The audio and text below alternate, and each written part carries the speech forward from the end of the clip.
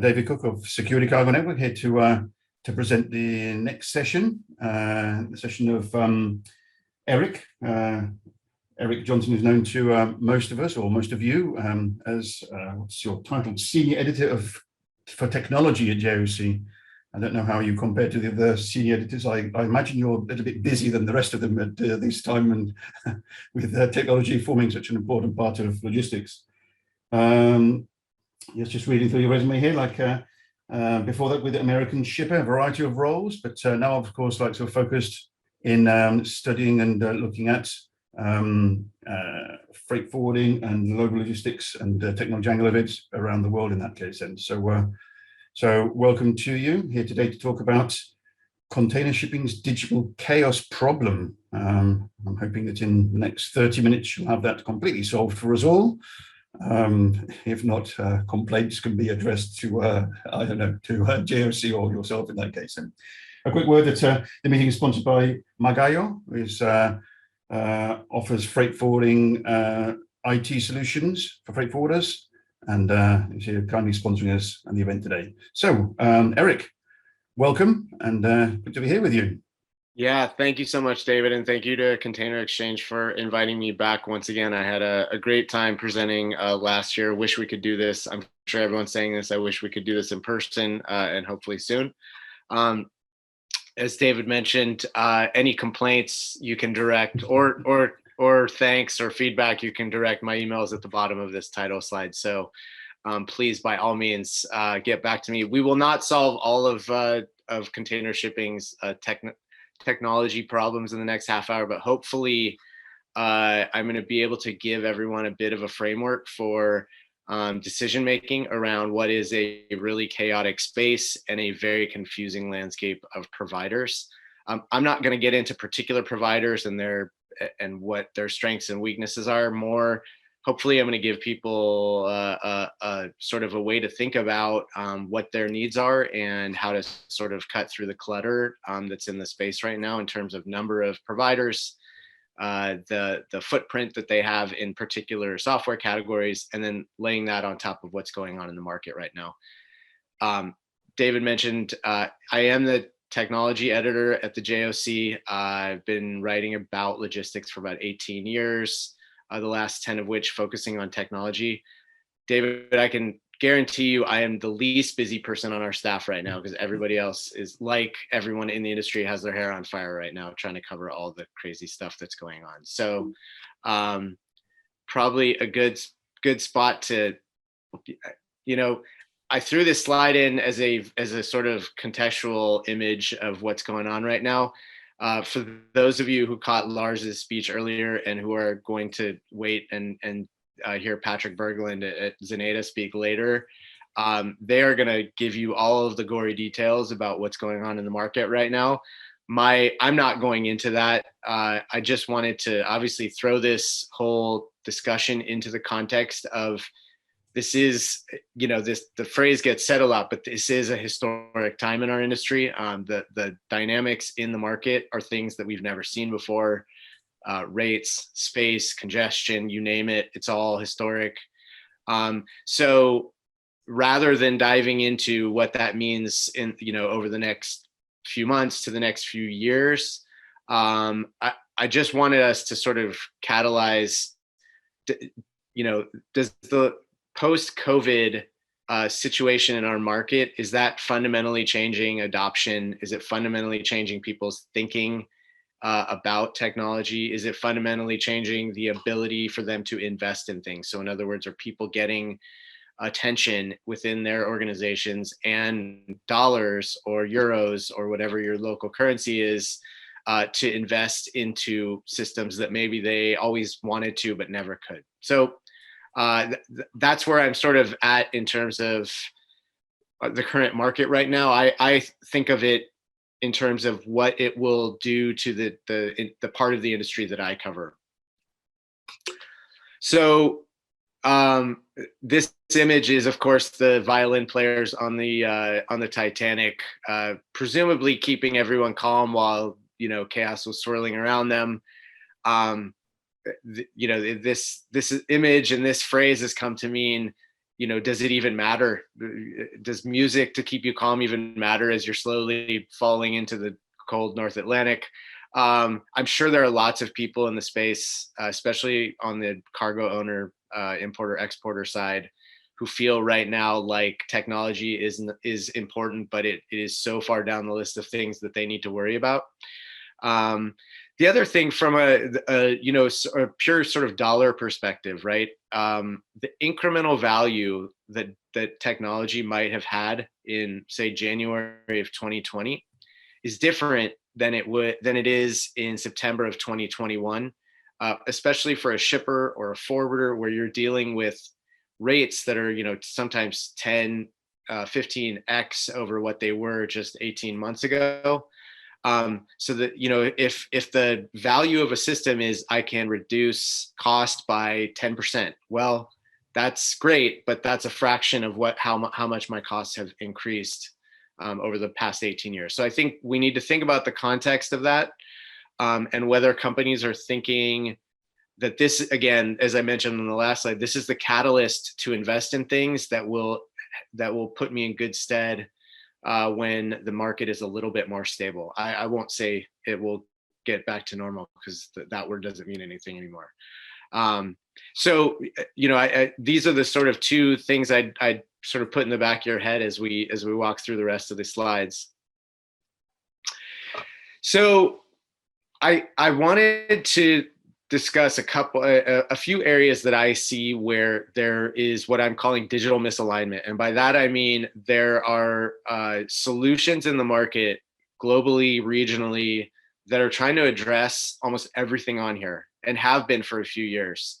But the misalignment comes from some people using these systems and traction being there in some cases, but a big proportion of the industry not using those cases. So we have using those systems. So we have a set of sort of parallel worlds where some companies are handling things in a very traditional, usually, kind of spreadsheet, email-ish type approach. And then you have companies that are really focused on digitizing all of these things. And I'll highlight maybe a couple ones that A, are getting a lot of attention on this list, and B, are really, really important right now. Quoting, obviously, we've been in a market right now where the ability to get a quote, a spot quote, especially online, has been available through marketplaces, directly through container lines. Forwarders often have their own instant spot quoting tool. All of that was put in place with the idea that, there's a better way potentially to quote spot. Now we throw all of that development into the current market where, spot prices are outrageous, depending on who you are in the world. They're certainly at historic highs. Does the ability to do it digitally, has it materially changed the market? I don't think you can say that it has yet. But is it making it more efficient for the people who use that? Probably so. The other one I'd point to is an area that I focus on a lot. It's just sort of a pet little area for me, is allocations. And I think this is an area where we have seen sort of underutilization of technology, but that is starting to change. And I think one of the catalysts for that has been both shippers and forwarders, both not getting the allocations from carriers that they had hoped at the beginning of the year, but also, sometimes in some cases contracting for certain allocations and not even receiving those due to a range of issues, mostly due to port congestion and kind of equipment dislocation. So the other one I'd note here is detention demurrage. This is a huge issue in the US, and I would imagine otherwise. Technology that can help determine where and when a company's free time is about to expire, be more predictive about that, as well as have alerts that are set to avoid those situations and make the invoicing process around those more effective is certainly needed in the industry. But it's not just a matter of a system that two parties, sort of log onto. There's visibility implications. There's the terminals. There's drayage representatives or haulage representatives that need to be involved in this. So as with everything else in logistics, it's a multi-party problem with a multi-party solution. So I think I wanted to point out two areas where this misalignment is not necessarily, is sort of in a different state. And the first is booking. I think booking, we long ago transitioned to a point where the predominant means to book on a container ship is through electronic platforms. That used to be weird in 2005. It's no longer weird now. So the question is, can we transition some of these other processes into that same environment? The other one I'll mention is we talk and I write a lot about electronic documentation. There's a lot of progress on that. The lack of uniformity between paper document formats is one issue. The physical movement of those paper documents is certainly another, the changing of hands. So there's a lot of movement on that, but again, there is still a fair amount of misalignment. David, I don't want this to be a monologue for a half hour. And I'm sure you have some thoughts on this. What are your sort of thoughts around what the areas of misalignment that you see or that your members in your network see? I think you're touching on it quite closely here with the areas which are here in the slide, and again, the fact that these areas have been around for a number of years and they're just like being exaggerated much more with the pandemic. And things like, so the difference between misalignment in quoting, I mean, you mentioned booking has now gone digital. I would say that's like a little bit of an exaggeration in certain cases as well, in terms of like we're appreciating and it's down that track and it's a track of no return and progress there. But I mean, I think that it's easy to indicate these individual issues, but the difference between a misalignment between quoting and a misalignment between booking, well, booking is just like a solving an issue between two different parties, whereas a quoting would require many parties. And it's the integration between different elements of the supply chain, which is the complicated issue here. Of these, which are bilateral agreements, that's much easier to solve than a multi-party situation. And that's always been the sticky point and continues to be, I would say.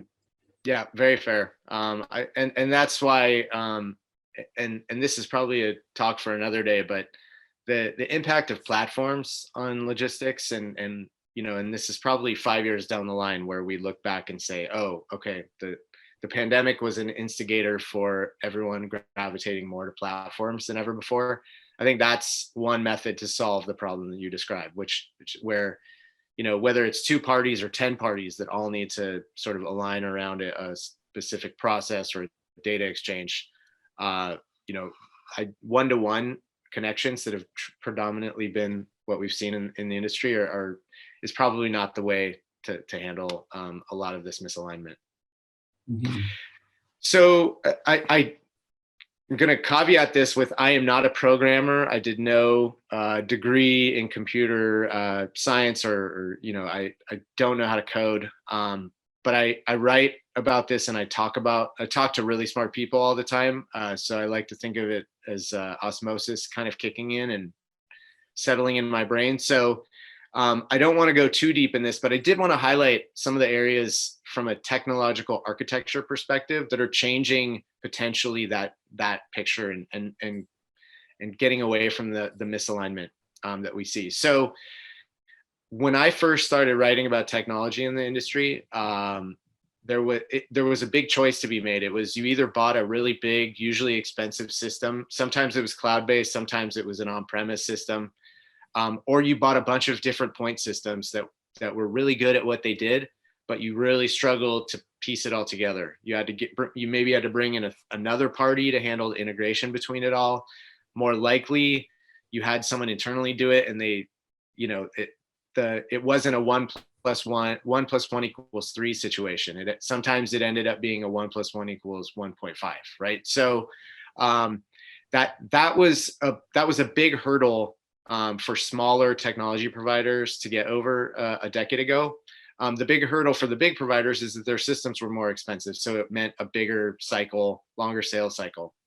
What's changed in the last 10 years is Those integrations are a bit easier. I will never say that they are easy in any way, and I'm sure David would be nodding his head at this. Integrations are never easy, but they are progressively much easier now than they were 10 years ago.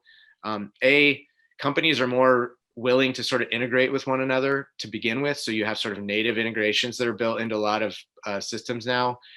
There are companies who specialize in integrating logistics systems, not just doing not just integrating a specific system, or not too narrow, and also not integrating every kind of tech IT system, so not too broad. They really understand that a company has 50 partners and 12 systems that they need, and what are the ones that need to be prioritized in terms of fitting together. The other issue that's really come up in our industry over the last 5 to 6 years is APIs and also microservices. APIs being somewhat of an alternative to EDI, but really being a way for any two systems to talk to one another in a way that benefits both systems. And then there's been, what I've sort of witnessed is in the last year or two, are what I call fill in the gaps technologies that are not meant to displace any existing systems like a TMS or a yield management system or a yard management system, but rather they juice those systems up, or they provide some piece of capability, some type of capability that those systems traditionally have not. The other areas that we've seen a lot of progress are UI layers, whether it's a digital forwarder or just a standalone software provider really upping their game in terms of getting away from like a Microsoft Excel type look to their system and more of a Expedia, Airbnb type look to their system. That's come a long way. And then lastly, middleware, or also called abstraction layers, where one layer kind of combines access to a bunch of data or a bunch of connectivity to other players and through one hub. So that's very common kind of technology wise, and we've seen a lot of those types of things emerge in the global logistics space as well. So I have this slide. I've presented this slide a few times before through the years, and I still stick by it. And I wanted to put this up just as a way to sort of think about what the different ways to procure technology are, whether you get it for free, whether you have to pay a monthly or yearly subscription, whether it's a transaction-based tool, or the traditional kind of 3 to 5 year long-term license. You own it, you can kind of customize it however you want. And those tends to be somewhat of a spectrum of cheaper to more expensive as you go down. There's the famous technology phrase, if you're getting something for free or cheap, you're probably part of the product, because the data that you're providing to the company that's giving you this product is more valuable than the money that they might be paying you. I want to counter this, my own slide. I want to be the devil's advocate to my own slide by saying most people overvalue their own data. They think it's more valuable than it actually is. They think it's more useful to other people than it actually is, when in reality it's usually less useful, and often it's only really valuable when it's combined with other data. And so in and of itself, it is not as valuable as people tend to think. So that said, I like to put this slide up to make people who are making decisions about what sort of model that's being put in front of them for a particular piece of software, what monetization model is being put in front of them, and think that through about what that means when it's cheap. The other sort of way I like to slice and dice different systems is you can think about the driver of a software buyer as having all 3 of these things to a certain extent, but really needing one more than the others. So in other words, a system shouldn't only provide data or optimization or connectivity, ideally. I mean, there's point solutions, obviously, that focus on one of these 3 things, but most systems will touch all of these areas. The question is, what is their strength? Is it giving you a piece of data that you literally can't get anywhere else, or a level of quality around that data that you can't get anywhere else?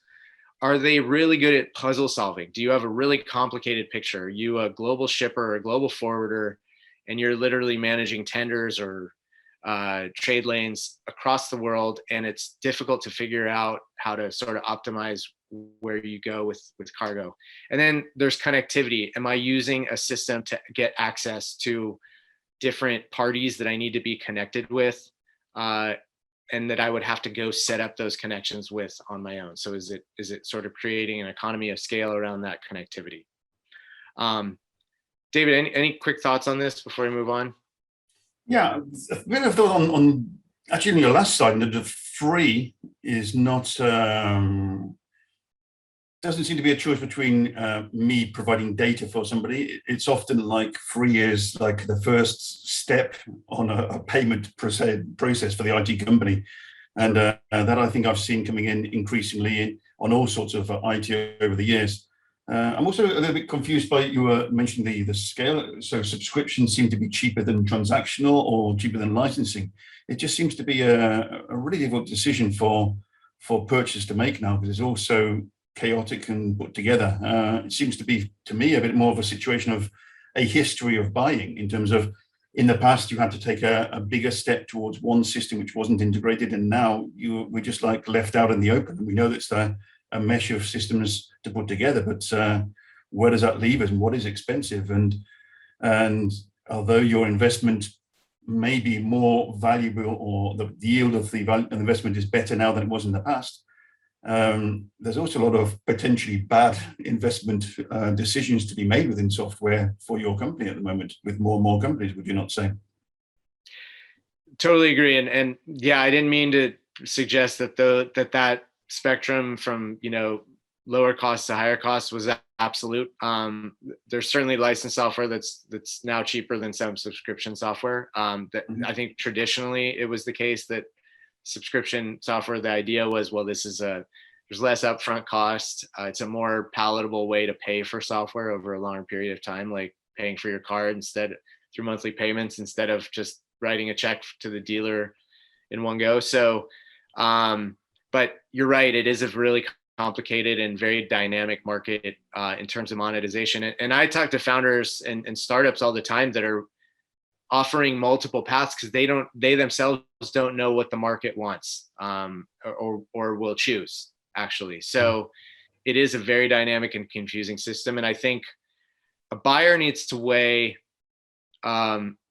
what the value of getting access to something is relatively quickly and relatively cheaply, versus sort of being stuck with something over time and continuing that sort of subscription, because they can't sort of disentangle themselves from that system. So, and maybe my next few slides will kind of go into, again, a framework about how to think about preparing yourself to make some of these decisions in a really confusing market. So I've broken this into 3 phases, and the first is discovery. And this is even before you sort of set out to start to research what you think you may need. Obviously, you're going into this discovery phase, so identifying a problem that you have. This particular area is a pain point for you, whether it's cost, whether it's inefficiency, whether it's data inaccuracy, whatever it may be. You have a problem to fix. How do you go about fixing it? Well, first, these are questions to ask yourself. Do you have the time, especially in the market right now, to actually sit down and research the market? Do the people who you can dedicate to that have the technological prowess and or the domain expertise in our industry to really sort through the different providers in the space? Can you outsource that? Relatedly, do you rely on your 3PLs to kind of either provide some of that technology that you need to address pain points, or be sort of a consultative avenue to help you sort through all of the different providers? Chances are a lot of 3PLs have gone through this same process themselves in terms of sorting through what does and doesn't work in the industry. They obviously they may be buying different solutions than a cargo owner or a container line is, but the more research and the more sort of introspection you can do at this phase, the better place you'll be to handle the actual process, which is of course choosing a vendor. And I've put up that framework again about focusing what your pain points are into those 3 buckets of, do you need data? Do you need access to partners or suppliers? Or do you just need to optimize something? Is that the primary driver? Then, other things to think about, as I mentioned here, is where is the product going to reside in your organization? Is it going to be, one of the trite phrases in technology is swivel chair management, right? Is it going to be a system that you look at on this screen and it tells you something interesting, but you have to go punch it into the other screen that for a system that you've been living in for a while? Is it a system that you buy, but it actually essentially is integrated into your TMS, or it's used by your 3PL and you just need to turn it on and it gives them access to some piece of information or some capability that they can't offer themselves? And then think, obviously, the better business case for technology will be if it's not just confined to logistics. So if customer service can use it, if finance can use it, if sourcing can use it, you're going to just build a stronger case for how that system is used. And more importantly, you need to understand if your need is also something that impacts other divisions within your company. And then back to the point I made about APIs and microservices, is this a full-blown implementation? Is this something that's going to take 6 months and a lot of training and some people dedicated and super users? Or is it simply an integration into a product you're already using? And obviously the last question should be fairly straightforward.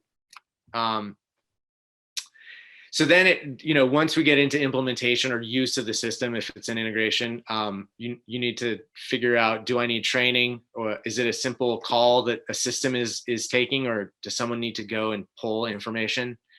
Is it no code or low code? I'm seeing and hearing lots of progress on systems that are designed for people like me with absolutely no technology background, who can actually enter in an environment and kind of customize it and tweak it to their own needs through kind of visual representations. So the code kind of changes based on what doesn't change it. The code is set up to allow you to tinker with the environment to get exactly what you need. So these types of systems are designed to have minimal to no training. In terms of data coming in, clean data is kind of the most important thing. More than data is the product, clean data is the product actually these days.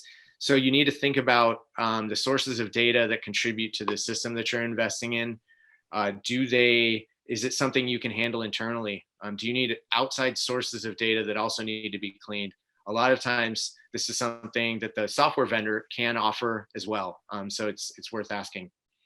And then obviously, as David mentioned, we're in a extremely multi-party industry, and the likelihood of success of any system is dependent on either providing partners with data that you have or getting data from them. So you need to think about those types of things as you're implementing this system.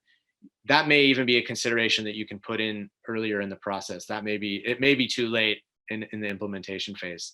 And then lastly, another trite phrase, you can't manage what you can't measure. So true. You have to put in place ways to measure success of the investment. Is it cost reduction? Is it revenue growth? Is it reduction in FTEs associated with a process? Is it number of hours it takes to undertake a process? All of these things are valid metrics, and there's a million more, but just make sure you know what you want to get out of the system that you're investing into.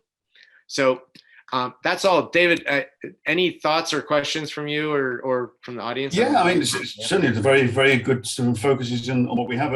I think the dynamic nature of this is just so important to add to this as well. The flexibility of the decisions, of your measurements, of other aspects of this as well, because who is a solid partner of yours today may have other IT goals or focuses as well. And these are partners who you need to integrate with on an IT level, but they may not have the same investment interests or whatever than you do. Be this like a different type of partner, maybe in a different country as well, whereby the means to them, or they are locked into a system which is very different.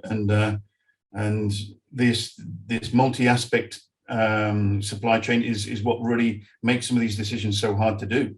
I've seen myself various freight forwarders, medium to larger size freight forwarders, pushing ahead with IT decisions and IT investments of their own, which are working very well, but in a sense don't require others to link into their system.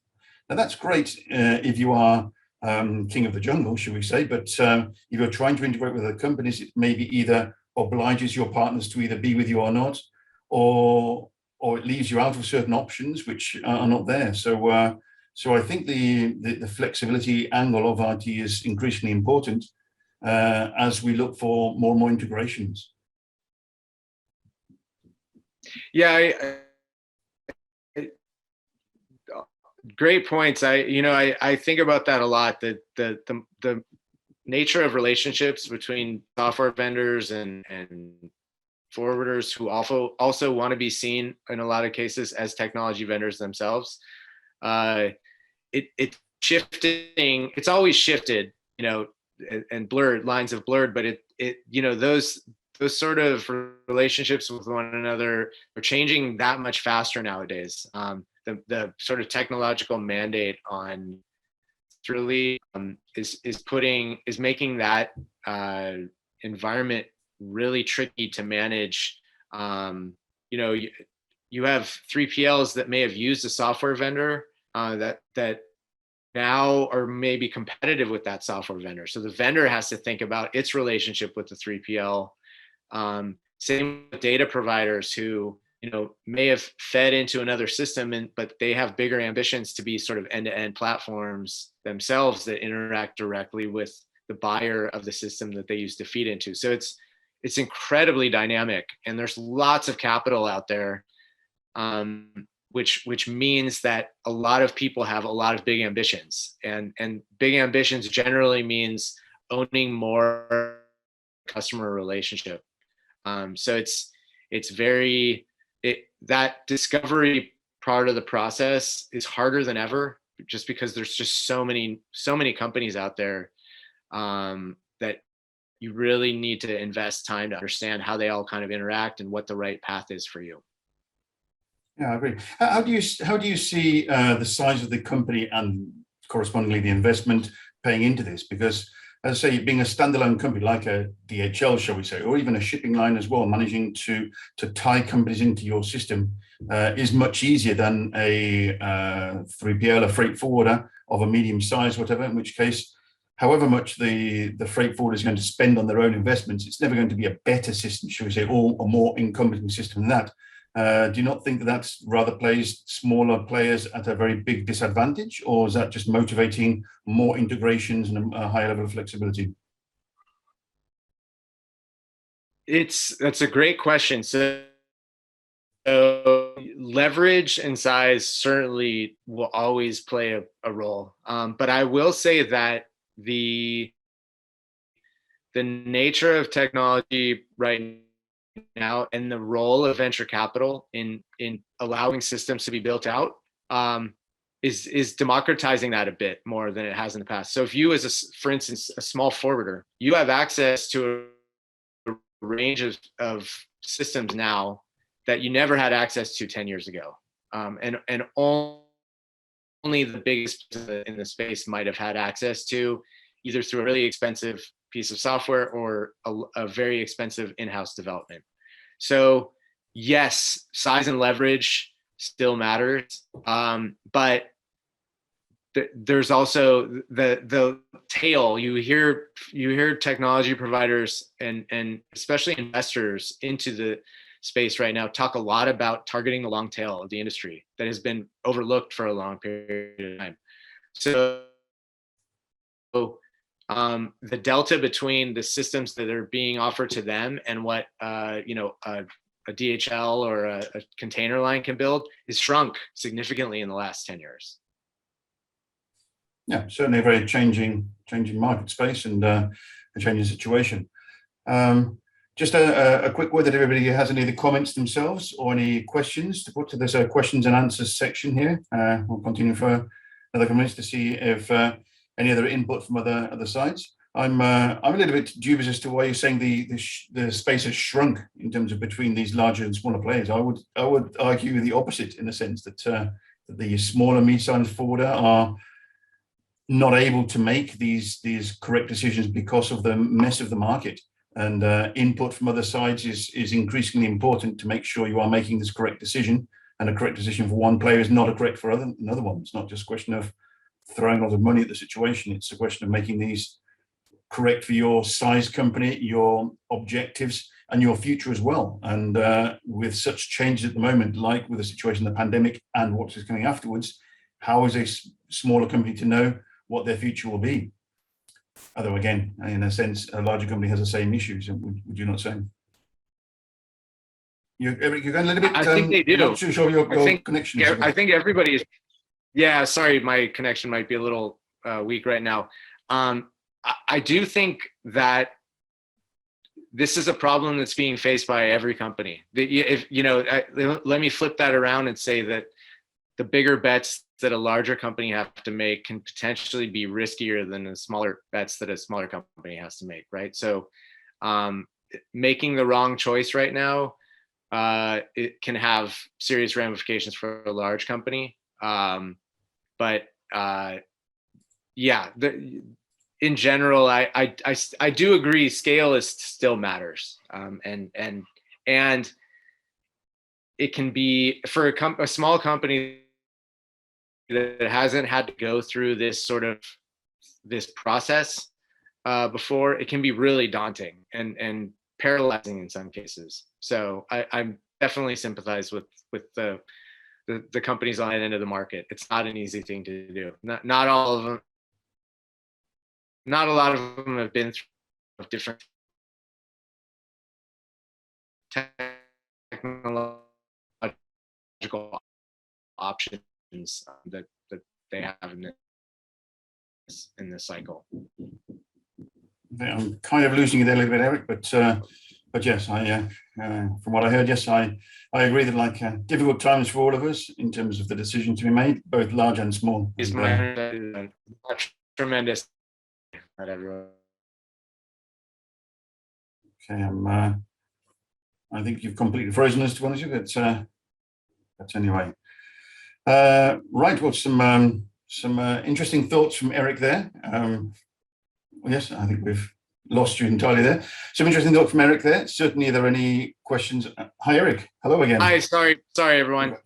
Back, but yeah, happy to answer any other questions if there's any. Okay, not sure there's any other questions from the audience at the moment, but certainly, are there any questions or follow-up situations?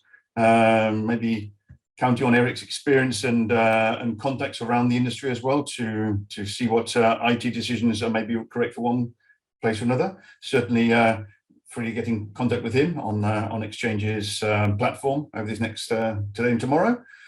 And yes, thank you very much, all of you, for joining the session and participating.